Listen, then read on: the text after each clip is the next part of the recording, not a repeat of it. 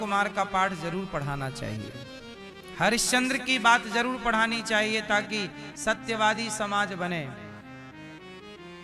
इसलिए मेरी माँ, शिक्षा फ्री होनी चाहिए, इस पर यह दास अनिरुद्ध काम कर रहा है। सीबीएसई बोर्ड की शिक्षा सबको निःशुल्क प्राप्त हो। आप सब सहयोग और आशीर्वाद देंगे तो कार्य होगा। अभी भी गौरी गोपाल गुरुकुल में 150 बच्चे पढ़ते हैं, पास में ही गुरुकुल है। हमारे 150 गुरुकुल में बच्चे हैं, उन बच्चों का रहना, खाना, पढ़ना, लिखना सब फ्री है। ये बच्चे हैं, ये 1 क्लास के बच्चे, ऐसी 3 क्लासें हैं। तो गौरी गोपाल गुरुकुल में लगभग 150 बच्चे हैं। आप भी गौरी गोपाल गुरुकुल में बच्चों को भोजन करा सकते हैं। ये भी निःशुल्क है, बच्चों का रहना, खाना, पढ़ना, लिखना सब निःशुल्क।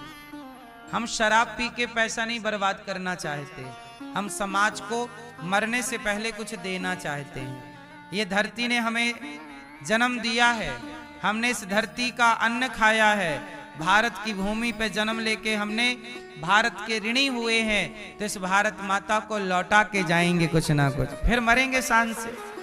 केवल लिया ही लिया है और दिया नहीं और मर गए तब तो हम चोर कहलाएंगे। हम भारत माता के क्या कहलाएंगे? चोर। माता से लिया है, इस माटी से लिया है तो लौटाओ ना। क्यों जी, लौटाना चाहिए कि नहीं? सोचिए, हम लोग माटी से भी लेते हैं तो लौटाने का प्रयास, माटी का भी ऋण मानते हैं हम लोग, ये मिट्टी का भी हमारे ऊपर ऋण है। हम सनातनी कितने श्रेष्ठ विचारधारा के हैं, हम अपनी माटी को भी प्रणाम करते हैं कि हमारी माटी है, जिस माटी में हम खेले खाए, जननी जन्म भूमश्च स्वर्गादपि गरीयसी। और लोग इतने बेईमान हो गए हैं कि किसी से 5000 रुपए लेते हैं तो लौटाते नहीं, इतने बेईमान भी लोग हैं। वो लोग ईमानदार हैं जो माटी का ऋण मानते हैं, और वो लोग बेईमान हैं जो इस माटी के ऋण को भूल गए हैं। क्यों मैया? भूलना चाहिए। माता का ऋण, जन्म देने वाली माता और भारत माता, दोनों का ऋण सदा याद रखना चाहिए। हाँ या ना? राष्ट्र प्रेम ही सबसे बड़ा प्रेम है, राष्ट्र भक्ति ही सबसे बड़ी भक्ति है। जरूरी नहीं है कि मैं सेना में भर्ती होकर राष्ट्र की सेवा करूं, मैं समाज से भिक्षा मांगकर बच्चों को पढ़ा लिखा कर संस्कारवान बनाओ, योग्य बनाओ, ये भी तो राष्ट्र भक्ति है,